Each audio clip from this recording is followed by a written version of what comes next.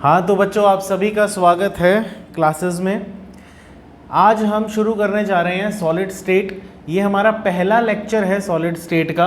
तो जितने भी बच्चों ने अभी तक सॉलिड स्टेट शुरू नहीं किया है तो अपना फर्स्ट लेक्चर से इस टॉपिक को शुरू कर सकते हैं, और इसी के साथ साथ आने वाले समय के अंदर आपको हर टॉपिक से रिलेटेड लेक्चर्स और उसकी पूरे वेल स्ट्रक्चर्ड वे में पूरा जो कोर्स वर्क होगा हम डेवलप करने की पूरी कोशिश करेंगे।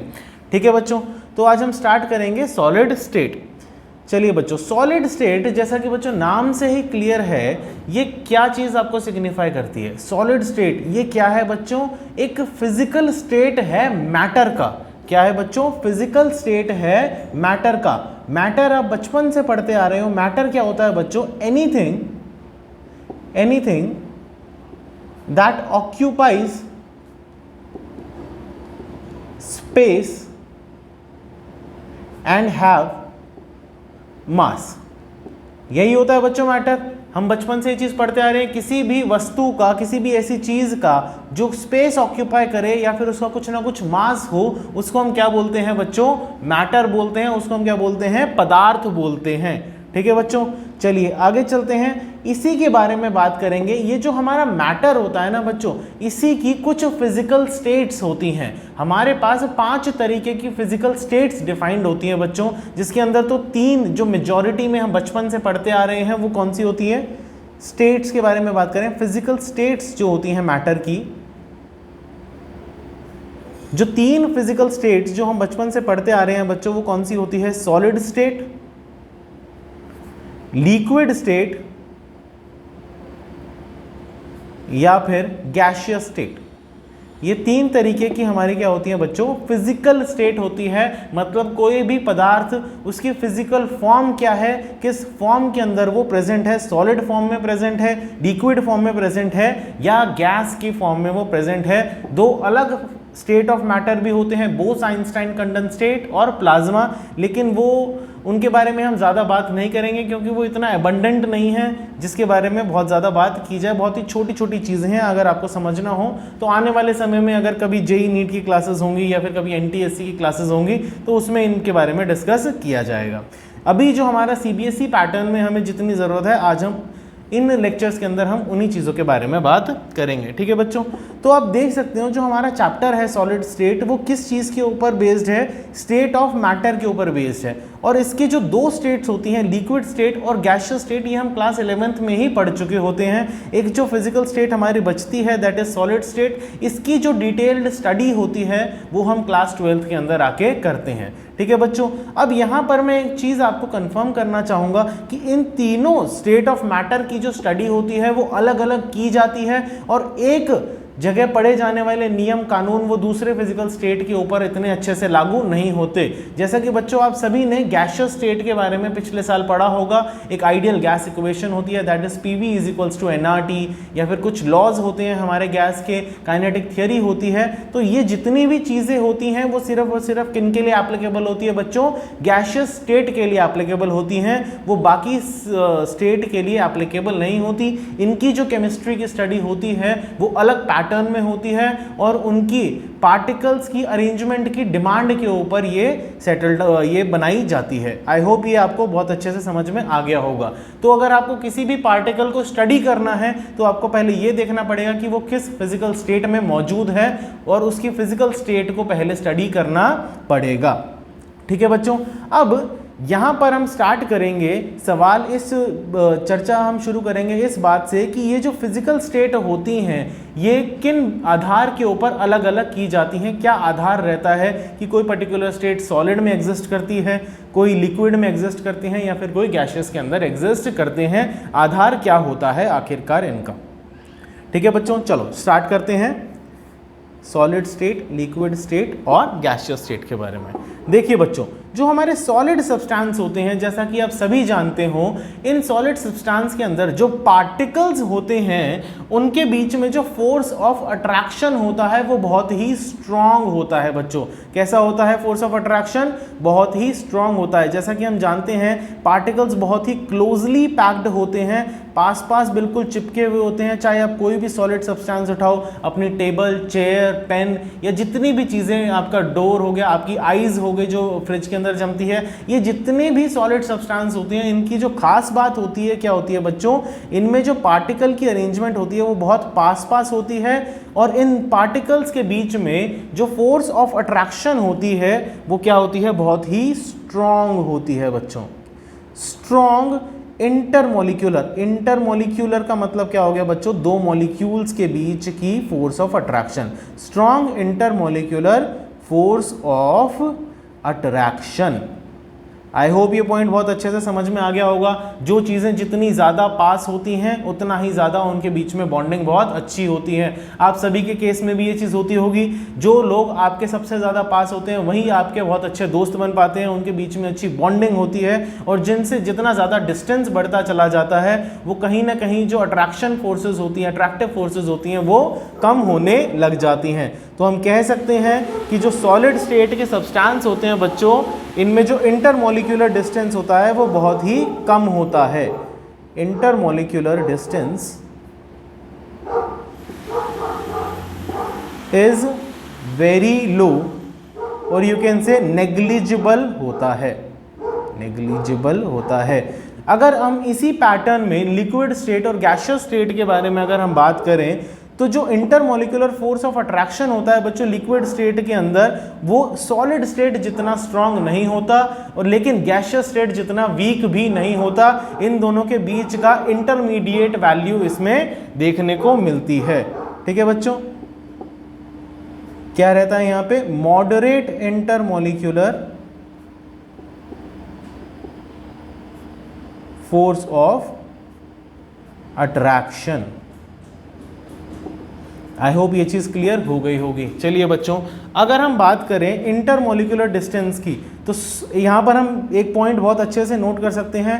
फोर्स जो हमारा अट्रैक्टिव फोर्सेस हैं, अट्रैक्टिव फोर्सेस हैं, वो जितनी ज़्यादा होंगी ना बच्चों, जो उसी हिसाब से जो हमारा डिस्टेंस होगा, इंटरमोलिकुलर डिस्टेंस होगा बच्चों, वो उतना ही कम होगा।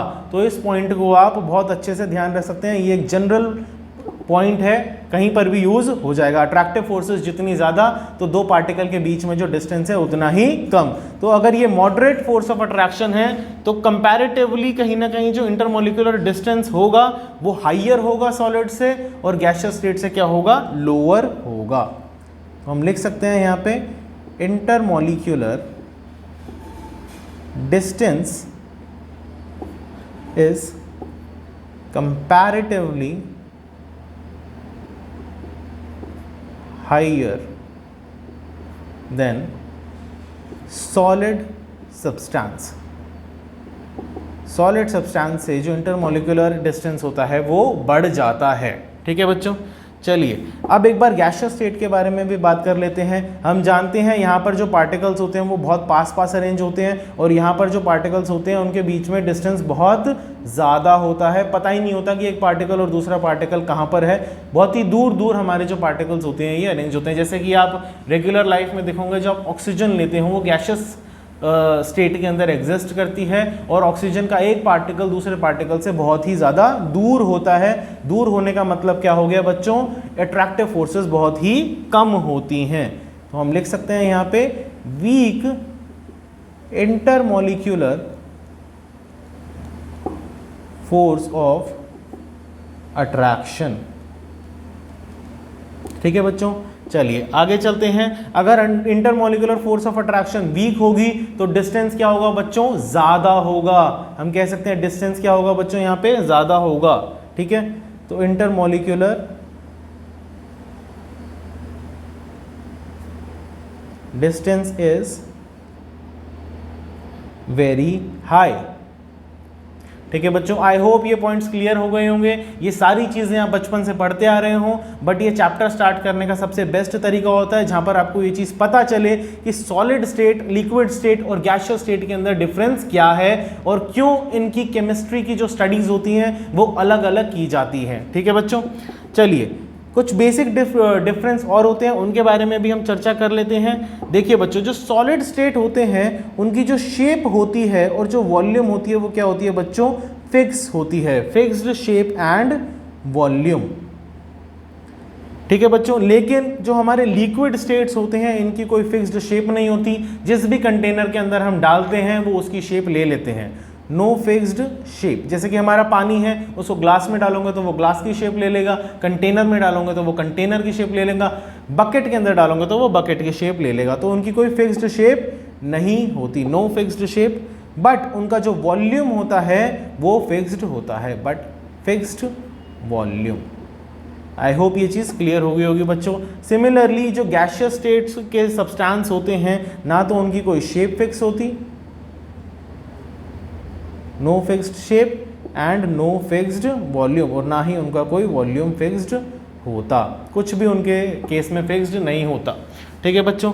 अच्छा, अब एक बात बताइए, यहाँ पर आप खुद ही समझदार हो, मेन तो जो हमारे 2 पॉइंट्स हैं वो हम ऊपर डिस्कस कर चुके हैं, लेकिन कुछ इससे रिलेटेड पॉइंट्स भी होते हैं जिनके बारे में हमें थोड़ी बहुत नॉलेज होनी ही चाहिए। जैसा कि बच्चों, अगर पार्टिकल्स अगर बहुत ज़्यादा पास हैं, तो अगर मैं यहाँ पर एक पिस्टन लगा के प्रेशर जनरेट करने की कोशिश करूं तो क्या ये पार्टिकल्स और ज़्यादा पास आ सकते हैं? मतलब एक चीज़ सोच के देखिए, जब पार्टिकल ऑलरेडी बहुत बुरे तरीके से चिपके हुए हैं तो आप उसको कितना मर्जी दबा लो, वो जितना स्पेस ऑक्यूपाई कर रखा है ऑलरेडी उन्होंने, उससे कम तो नहीं करने लग जाएंगे। अगर डिफरेंस आएगा भी तो बहुत ही थोड़ा सा डिफरेंस आएगा। ठीक है बच्चों, तो हम इन्हें बहुत ज़्यादा कंप्रेस नहीं कर सकते क्योंकि ऑलरेडी ये पार्टिकल्स बहुत पास होते हैं। तो सिमिलर इसी पैटर्न पे हम बोल सकते हैं कि जो सॉलिड स्टेट के सब्सटेंस होते हैं वो बच्चों क्या होते हैं?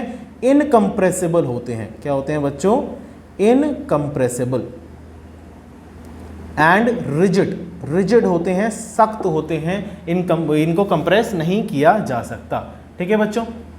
अब वहीं अगर हम लिक्विड स्टेट की बात कहें तो ये जो सब्सटेंस होते हैं थोड़े बहुत कंपैरेटिवली सॉलिड स्टेट के मुकाबले कंप्रेस हो जाते हैं, लेकिन इन्हें भी बहुत ज़्यादा कंप्रेस करना मुश्किल, मतलब बहुत ज़्यादा कंप्रेस हम इन्हें नहीं कर सकते। ठीक है बच्चों। तो ये भी क्या होते हैं? हमारे नॉन रिजिड होते हैं, फ्लूइड होते हैं, फ्लो कर जाते हैं। ठीक है बच्चों। आई होप ये चीज़ क्लियर हो गई होगी। अब जो गैसियस स्टेट के सब्सटेंस होते हैं उनके बीच में तो डिस्टेंस बहुत ज़्यादा होता है, तो इनको कंप्रेस करना क्या होता है? बहुत ही आसान होता है। कंप्रेसिबल होते हैं और नॉन रिजिड होते हैं। क्या होते हैं बच्चों? कंप्रेसिबल एंड नॉन रिजिड होते हैं, कंप्रेसिबल होते हैं। और इनकी तो स्टडी ही, हमारी गैस लॉस की जो स्टडी है वो तो स्टडी प्रेशर के बेसिस पे की जाती है कि कितना दबा सकते हैं उन्हें और इनको कितना एक्सपैंड कर सकते हो, खोल सकते हो। तो स्टडी पूरी प्रेशर के ऊपर बेस्ड है इनकी। तो वेयर सॉलिड स्टेट की जो स्टडी होती है वो प्रेशर के ऊपर बेस्ड नहीं होती, इनकी स्टडी अरेंजमेंट के ऊपर बेस्ड होती है कि पार्टिकल की अरेंजमेंट क्या है। तो ये दोनों अलग अलग पैटर्न की स्टडीज होती हैं। ठीक है बच्चों। अब यहाँ पर एक पॉइंट ध्यान देने वाला क्या है, जो लिक्विड स्टेट होते हैं और जो गैसियस स्टेट होते हैं, मैंने यहाँ पर लिखा नॉन रिजिड होते हैं। क्या होते हैं बच्चों? नॉन रिजिड होते हैं। तो हम यहाँ पर ये कह सकते हैं कि ये जो दोनों सब्सटेंस हैं क्या होते हैं बच्चों? फ्लूइड होते हैं, ऑल्सो कॉल्ड फ्लूइड्स, मतलब जो फ्लो करते हैं। वेराज जो सॉलिड स्टेट के सब्सटेंस होते हैं वो फ्लो नहीं करते, तो उन्हें हम फ्लूइड्स नहीं बोलते, इन्हें हम फ्लूइड्स भी बोल सकते हैं। ठीक है बच्चों। आई होप ये चीज़ क्लियर हो गई होगी, ऑल्सो कॉल्ड फ्लूइड्स। तो चलिए इसी के साथ हम आगे बढ़ते हैं, सॉलिड स्टेट की स्टडी को शुरू करते हैं।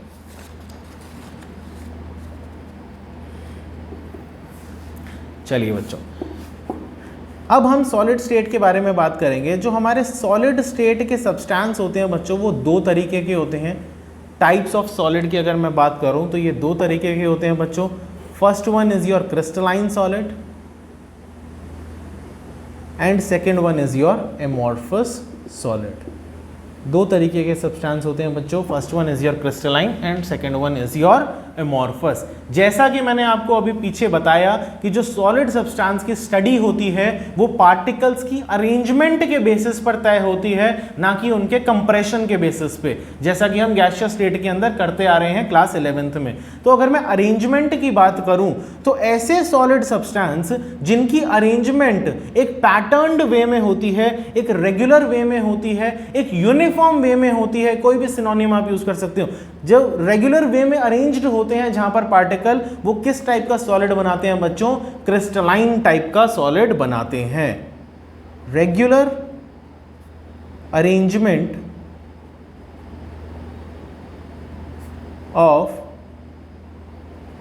Particles in 3 dimensional space. 3D space के अंदर जिन सॉलिड सब्सटेंस के पार्टिकल रेगुलर वे में अरेंज्ड होते हैं वो किस टाइप का सॉलिड बनाते हैं बच्चों? क्रिस्टलाइन सॉलिड बनाते हैं। वही एमॉर्फस के बारे में अगर हम बात करें तो इस केस के अंदर जो पार्टिकल की अरेंजमेंट होती है बच्चों वो कैसी होती है? बिल्कुल इर्रेगुलर अरेंजमेंट होती है, बिल्कुल रैंडम अरेंजमेंट होती है पार्टिकल्स की, irregular arrangement of particles in 3D space. चलिए बच्चों, आगे बढ़ने से पहले मैं एक पैटर्न आपके सामने रखना चाहूँगा, एक तरीका रखना चाहूँगा, बताना चाहूँगा कि ये जो क्रिस्टलाइन सॉलिड हैं और जो एमॉर्फस सॉलिड हैं वो किस तरीके से मैन्युफैक्चर होते हैं, क्योंकि हर टाइप का सब्सटेंस वो क्रिस्टलाइन भी बना सकता है और वो एमॉर्फस भी बना सकता है। तो सवाल उठ के ये आता है कि कब वो क्रिस्टलाइन बनाता है और कब वो एमॉर्फस बनाता है। देखिए बच्चों, अब एक एग्जाम्पल के तौर पे हम बात करते हैं, हम एक लिक्विड सब्सटेंस लेते हैं वाटर। क्या लेते हैं बच्चों यहाँ पे? वाटर। हमने क्या लिया? वाटर लिया लिक्विड फॉर्म के अंदर, जिसका टेम्परेचर मान लो हमारे पास कितना था? 40 डिग्री सेल्सियस। ठीक है, मैं आपको बताता हूँ कि कैसे, कब ये क्रिस्टलाइन बनेगा और कब ये एमॉर्फस बनेगा। ध्यान दीजिएगा बच्चों, बहुत बढ़िया तरीके से ये चीज़ें क्लियर होंगी। हमारे पास वाटर है लिक्विड फॉर्म के अंदर, मैंने इसे कूल करना स्टार्ट किया। क्या करना स्टार्ट किया बच्चों? कूल करना स्टार्ट किया, स्लोली कूलिंग स्टार्ट करी। स्लोली कूलिंग का मतलब क्या हुआ कि इसका जो टेम्परेचर है धीरे धीरे रिड्यूस होगा। अभी 40 डिग्री है, इसके बाद 39 जाएगा, देन 38 जाएगा, देन 37 जाएगा। तो स्लोली स्लोली कूल करते करते एक टेम्परेचर अचीव करेगा वाटर, जिसको हम बोलेंगे 0 डिग्री सेल्सियस। ये हमारा टेम्परेचर कौन सा अचीव किया बच्चों? यहाँ पे 0 डिग्री सेल्सियस। अब हम सभी जानते हैं जो वाटर है 0 डिग्री सेल्सियस उसका क्या होता है बच्चों?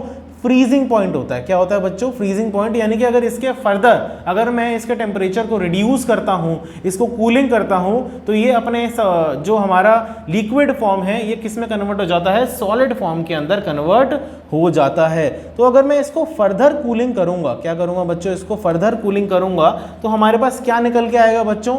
आइस निकल के आएगी यहाँ पर। और आइस का टेम्परेचर तब तक सेम रहेगा, तब तक 0 डिग्री रहेगा जब तक पूरा का पूरा वाटर आइस के अंदर कन्वर्ट नहीं हो जाता। आई होप ये चीज क्लियर होगी।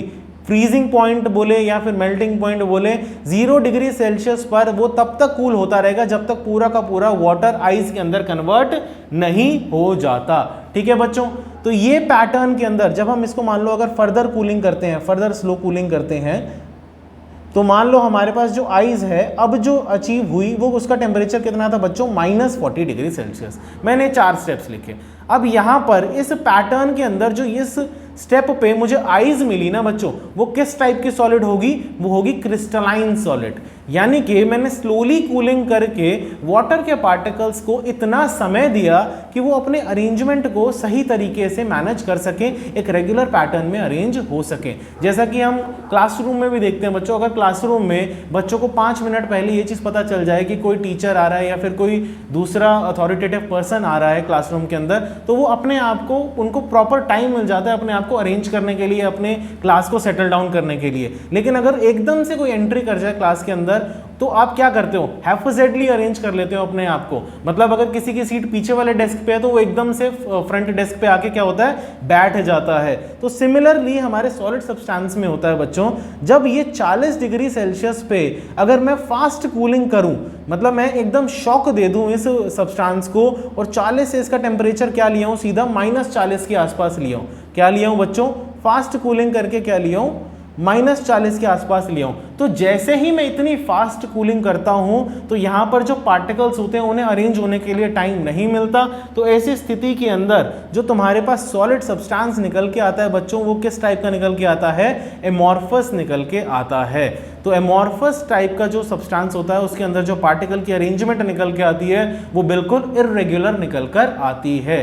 तो ऐसी स्थिति के अंदर यहाँ पर आपका आइस ना बन के क्या बनता है? यहाँ पे ग्लास या फिर कोई दूसरे टाइप का सॉलिड सब्सटेंस भी बन सकता है। ठीक है बच्चों, आई होप ये चीज क्लियर हो गई होगी। एक मैन्युफैक्चरिंग प्रोसेस होता है, ये आपको बहुत अच्छे से समझ में आ गया होगा। ठीक है बच्चों, अगर फिर भी कोई डाउट हो तो आप कमेंट बॉक्स में पोस्ट कर सकते हैं। चलिए आगे चलते हैं। जैसा कि हमने कहा कि अगर मैं स्लो कूलिंग करके वाटर को आइस में कन्वर्ट कर रहा हूं, तो ऐसी स्थिति के अंदर जो पार्टिकल्स हैं वो रेगुलर पैटर्न के अंदर अरेंज होंगे। और अगर मैं इस आइस को दोबारा से वाटर में कन्वर्ट करूं तो एक फिक्स्ड मेल्टिंग पॉइंट के ऊपर वो आइस वाटर के अंदर कन्वर्ट हो जाएगा, फिक्स्ड मेल्टिंग पॉइंट, यानी कि 0 डिग्री पर ही अपने आप को वो फिर से वाटर के अंदर कन्वर्ट कर लेगा। तो इसका मेल्टिंग पॉइंट क्या होता है बच्चों? शार्प मेल्टिंग पॉइंट होता है क्रिस्टलाइन सॉलिड्स का।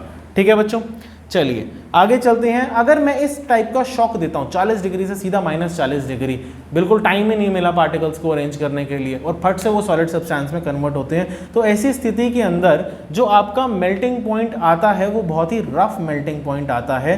रफ मेल्टिंग पॉइंट का मतलब क्या होता है बच्चों? एक फिक्स्ड टेम्परेचर पे सॉलिड सब्सटेंस लिक्विड के अंदर कन्वर्ट नहीं होता, एक रेंज ऑफ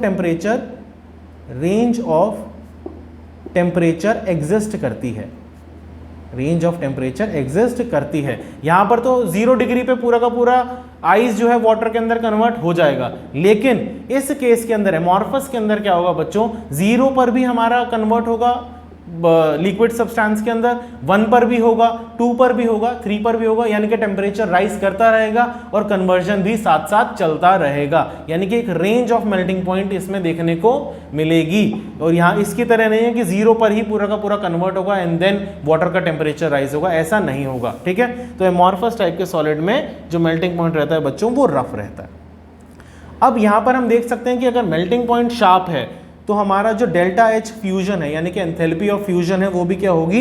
डेफिनेट होगी। क्या होगी बच्चों? डेफिनेट होगी enthalpy of fusion. Enthalpy of fusion कुछ नहीं होता, amount of energy required to convert solid substance into liquid substance, उसी को हम बोलते हैं एंथैल्पी ऑफ फ्यूजन। तो अमाउंट ऑफ एनर्जी जो हमें चाहिए होगी सॉलिड को लिक्विड में कन्वर्ट करने के लिए वो डेफिनेट होगी, क्योंकि वो फिक्स्ड टेम्परेचर पर अपने आप को कन्वर्ट कर रहा है। लेकिन यहाँ पर एक रेंज ऑफ टेम्परेचर एग्जिस्ट करती हैं, तो इसीलिए ऐसी स्थिति के अंदर वो हमारा डेफिनेट नहीं होगा। यहाँ पर क्या होगा? इनडेफिनेट होगा, या फिर कह सकते हैं don't have definite delta H fusion. I hope ये चीज आपको क्लियर हो गई होगी। ठीक है बच्चों, चलिए तो जो क्रिस्टलाइन सॉलिड्स होते हैं बच्चों, जो सही तरीके से बनाए गए सॉलिड्स होते हैं, इन्हीं सॉलिड्स को हम क्या बोलते हैं बच्चों? ट्रू सॉलिड्स बोलते हैं। ट्रू सॉलिड्स बोलते हैं क्योंकि ये सॉलिड की सारी प्रॉपर्टी को फॉलो करते हैं, वेयर एज जो एमॉर्फस सॉलिड होते हैं वो ट्रू सॉलिड्स नहीं होते। इनको हम क्या बोलते हैं बच्चों? सूडो सॉलिड्स बोलते हैं, नकली सॉलिड्स बोलते हैं एक तरह से, या फिर हम इन्हें सुपर कूल्ड लिक्विड्स भी बोल सकते हैं। Super cooled liquids. Super cooled liquids का मतलब क्या हो गया बच्चों? ट्रू सॉलिड इसलिए नहीं बोलते, जैसा कि मैंने आपको इनकी प्रॉपर्टीज में बताया, सॉलिड सब्सटेंस क्या होते हैं बच्चों? रिजिड होते हैं, फ्लूइड्स नहीं होते, फ्लो नहीं करते। लेकिन ये जो एमॉर्फस सॉलिड्स होते हैं इनकी फ्लो करने की टेंडेंसी होती है। जैसे एग्जांपल के तौर पे आपके घर के शीशे हो गए, ग्लास हो गया। जो ग्लास होता है बच्चों आप देखोगे over the period of time वो फ्लो करता है, ऊपर से पतला और नीचे से थिक होने के उसके बहुत ज़्यादा चांसेस होते हैं। आप चेक भी कर सकते हो, जो पुराने ग्लासेस होते हैं ऊपर से पतले होते हैं और नीचे से मोटे होते हैं, यानी कि उसके जो पार्टिकल्स हैं क्या हो रहे हैं बच्चों? फ्लो कर रहे हैं। और किसी भी क्रिस्टलाइन सॉलिड की ऐसी प्रॉपर्टी नहीं होती, वो कभी भी फ्लो नहीं करते, इसलिए इन्हें सच्चा मतलब ट्रू सॉलिड बोला जाता है और इन्हें सूडो सॉलिड बोला जाता है। चलिए बच्चों आगे चलते हैं। अब यहाँ पर हम ऑर्डर के बारे में बात करेंगे। देखिए बच्चों, जो पार्टिकल्स का अरेंजमेंट है वो तो रेगुलर है। एक रेगुलर का मतलब क्या है? अगर मान लो 2 टाइप के पार्टिकल्स हैं सॉलिड के अंदर, तो ऑल्टरनेट पोजीशन पे अगर अरेंज्ड हैं तो इसी टाइप से आपको अरेंजमेंट देखने को मिल सकता है। अब यहाँ पर देखोगे 1 किलोमीटर बाद भी जाओगे तो सॉलिड की जो अरेंजमेंट रहेगी वो जैसी आपने स्टार्ट करी थी वैसी ही की वैसी 1 किलोमीटर बाद भी देखने को मिल सकती है, अगर इतना लंबा सॉलिड है तो। जैसे सड़क है, अगर आप चलना शुरू करो, आप जैसी सड़क पे अभी चल रहे हो 1 किलोमीटर बाद भी सेम सड़क है, बिल्कुल सेम तरीके से बनी हुई सड़क है, तो वो हम क्या कह सकते हैं कि उसका जो ऑर्डर है वो बहुत ही लंबा ऑर्डर है, लॉन्ग रेंज ऑर्डर है। क्या कह सकते हैं बच्चों? Long range. यानी कि अगर आप आज जो चीज़ देख रहे हो 1 किलोमीटर आगे जाकर भी उसी सॉलिड को देखोगे तो वो सॉलिड बिल्कुल वैसे का वैसा ही है, सेम पैटर्न में पार्टिकल्स अरेंज है, तो इसकी हम क्या बोलते हैं बच्चों? लॉन्ग रेंज ऑर्डर है, दूर तक वो एक ही पैटर्न को फॉलो करते हैं। वेयर एज इसके अंदर जो ऑर्डर होता है बहुत ही शॉर्ट रेंज होता है, थोड़ी थोड़े डिस्टेंस पे अलग अलग टाइप की अरेंजमेंट्स हमें यहाँ पे पार्टिकल्स की देखने को मिलती हैं। Short range order.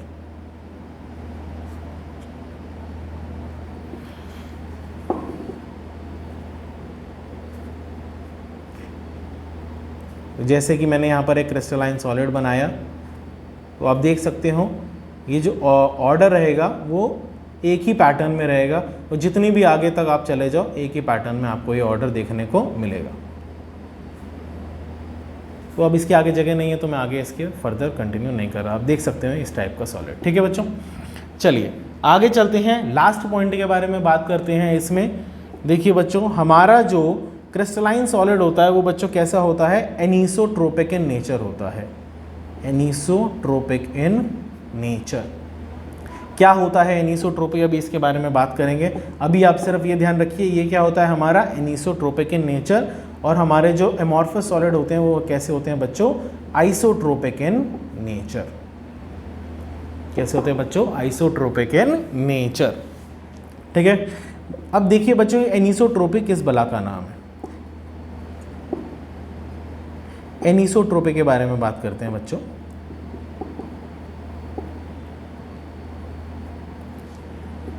एनीसोट्रोपिक, देखिए बच्चों एनीसोट्रोपिक क्या होती है बच्चों, अगर मैं पार्टिकल्स की अरेंजमेंट की बात करूं, देखिए बच्चों अगर मैं इस डायरेक्शन से पार्टिकल की अरेंजमेंट देखने की कोशिश करूंगा तो लॉन्ग रेंज ऑर्डर तो इसका रहेगा ही रहेगा। मतलब मैं यहाँ से स्टार्ट करूंगा तो यहाँ पर भी मेरे को एक ही पैटर्न में अरेंजमेंट दिखेगी, लेकिन आप देखोगे कि यहाँ पर एक टाइप का पार्टिकल है और यहाँ पर एक टाइप का पार्टिकल है, तो ये लॉन्ग रेंज ऑर्डर तो मुझे दिखाई देगा, लेकिन एक पर्टिकुलर डायरेक्शन के अंदर मुझे एक फिक्स्ड अरेंजमेंट दिखाई देगी। लेकिन अगर मैं अपनी डायरेक्शन बदल लेता हूँ बच्चों, जैसे कि मान के चलो अगर मैं इस टाइप की डायरेक्शन को फॉलो करता हूँ, अगर मैं इस टाइप की डायरेक्शन को फॉलो करता हूँ बच्चों,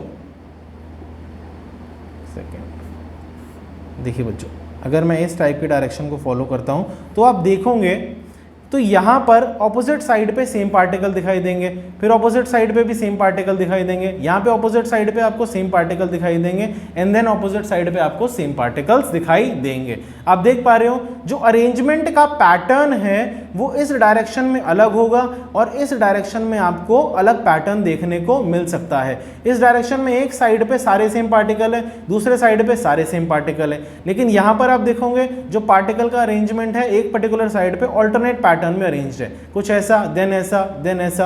ये थोड़ा सा लाइन गड़बड़ा गई है, आप समझ जाइएगा। यहाँ पे अगर मैं इस तरीके से भी बना दूं तो आप देख सकते हो आपको ऑल्टरनेट पैटर्न के अंदर पार्टिकल का अरेंजमेंट देखने को मिल सकता है। ठीक है बच्चों, तो यानी कि डायरेक्शन डिसाइड करती है कि मैं किस डायरेक्शन से उस सॉलिड को देखने की कोशिश कर रहा हूं, तो मुझे अरेंजमेंट उसी तरीके से दिखेगा।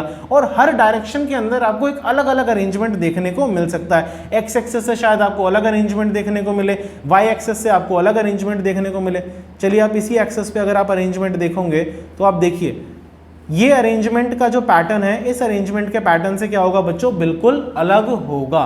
ठीक है, यहाँ पर ऑपोजिट साइड पे सेम पार्टिकल है और यहाँ पे ऑपोजिट साइड पे डिफरेंट पार्टिकल्स हैं। तो आप देख सकते हो हर डायरेक्शन के अंदर आपको एक अलग अरेंजमेंट यहाँ पर देखने को मिलेगा।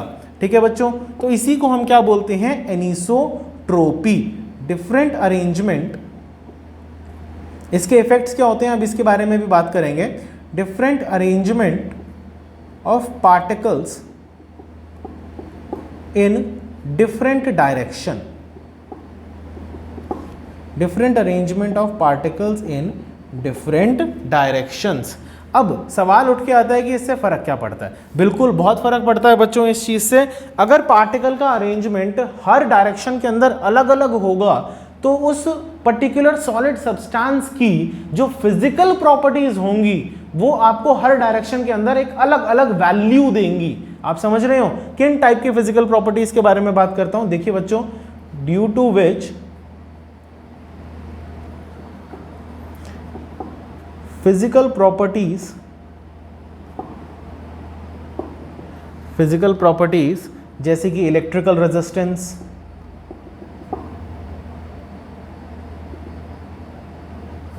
रेजिस्टेंस, रिफ्रैक्टिव इंडेक्स एक्सेट्रा, जो इस टाइप की हमारी फिजिकल प्रॉपर्टीज होंगी, have different, due to which physical properties have different values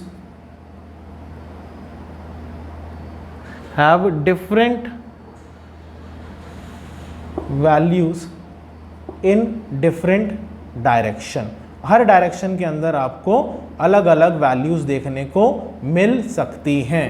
तो आई होप ये चीज़ क्लियर होगी। अगर अरेंजमेंट एक डायरेक्शन के अंदर और दूसरे डायरेक्शन के अंदर अलग अलग है तो फिजिकल प्रॉपर्टी की जो वैल्यू होगी आपको हर डायरेक्शन के अंदर अलग अलग देखने को मिल सकती है। किन टाइप की फिजिकल प्रॉपर्टीज के बारे में मैं यहाँ पे बात कर रहा हूँ बच्चों? इलेक्ट्रिकल रेजिस्टेंस हो सकती है, रिफ्रैक्टिव इंडेक्स हो सकता है। इस तरीके की जो हमारी फिजिकल प्रॉपर्टीज होती हैं इनकी वैल्यूज आपको हर डायरेक्शन के अंदर अलग अलग देखने को मिल सकती है। तो इस चीज को हम क्या बोलते हैं, इस प्रॉपर्टी को हम क्या बोलते हैं बच्चों? एनिसोट्रोपी। तो एनिसोट्रोपिक इन नेचर होते हैं हमारे क्रिस्टलाइन सॉलिड्स। आई होप ये चीज बहुत अच्छे से क्लियर हो गई होगी। एनिसोट्रोपिक की डेफिनेशन जो होती है कई बार सीबीएसई में 1 नंबर की पूछ ली जाती है या इससे रिलेटेड कोई ऑब्जेक्टिव टाइप क्वेश्चन भी आपको पूछ लिया जाता है। वेयरएज जो हमारे एमॉर्फस सॉलिड्स होते हैं बच्चों, ये कैसे होते हैं? आइसोट्रोपिक इन नेचर होते हैं। आइसोट्रोपिक का मतलब क्या है? It will give an approximately same value in different directions. मतलब अलग अलग डायरेक्शंस के अंदर ये क्या देते हैं कि अप्रोक्सीमेटली सेम वैल्यू देते हैं, क्योंकि एक पैटर्न्ड वे में अरेंजमेंट होती ही नहीं है। तो कहीं ना कहीं बार एवरेजिंग वैल्यू जो निकल के आती है हर फिजिकल प्रॉपर्टी की, वो कैसी आती है बच्चों? सेम सी आती है। ठीक है, अब यहाँ पर आप एमॉर्फस सॉलिड का एग्जाम्पल लिख सकते हैं जैसे कि ग्लास, और क्रिस्टलाइन सॉलिड का आप एक एग्जाम्पल लिख सकते हैं यहाँ पे NaCl। ठीक है बच्चों, तो इसी के साथ हमारा जो टाइप्स ऑफ सॉलिड का टॉपिक है ये खत्म होता है। आई होप एनिसोट्रोपी और आइसोट्रोपी मैंने सही तरीके से जस्टिफाई कर दिया होगा, लेकिन फिर भी अगर आपको कोई दिक्कत आती है तो आप कमेंट बॉक्स में पोस्ट कर सकते हैं। ठीक है बच्चों, नेक्स्ट क्लास के अंदर हम देखेंगे कुछ डिटेल्स सॉलिड सब्सटेंस की, और हम यूनिट सेल और क्रिस्टल लैटिस के बारे में भी थोड़ा बहुत डिस्कस करेंगे। आई होप आज का टॉपिक आपको बहुत अच्छे से क्लियर हो गया होगा। इसी तरीके से हमारी क्लासेस चलती रहेंगी। तो तब तक के लिए, नेक्स्ट क्लास के लिए अलविदा बच्चों।